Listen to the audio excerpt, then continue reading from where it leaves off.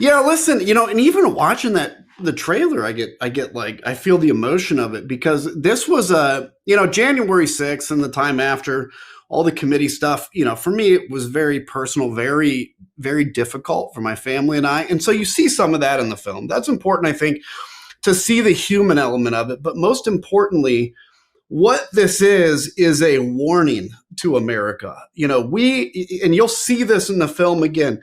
We lay out the very compelling case against Donald Trump.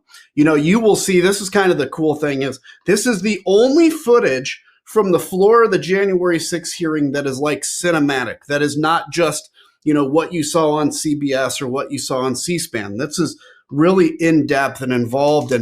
But it's showing again what what I did wasn't courageous. It was just my job. But there is a intense cost to that. You see the cost laid out in this film, and it goes to show why is it when people say, well, why don't other Republicans speak out or why don't other people speak out? This brings home there is a cost to that, and we need to frankly elect and hire people that are willing to do tough things, and we haven't now. And on top of that, Ben, one thing I like about it is it's very it's funny.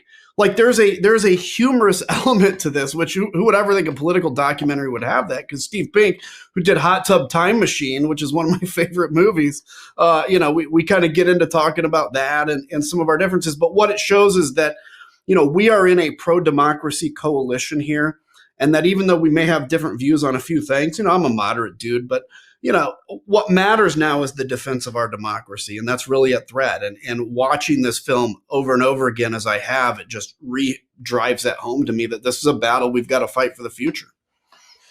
It's what I loved about the film too, as you mentioned, Steve Pink, who directs it, comes in with very different political views than you, but ultimately the same way you and I get along in defense of our democracy, and we work through issues, find compromises, reach solutions, and care about our country, and not just the present, but an ode to the past, but to future generations, that there is a path forward.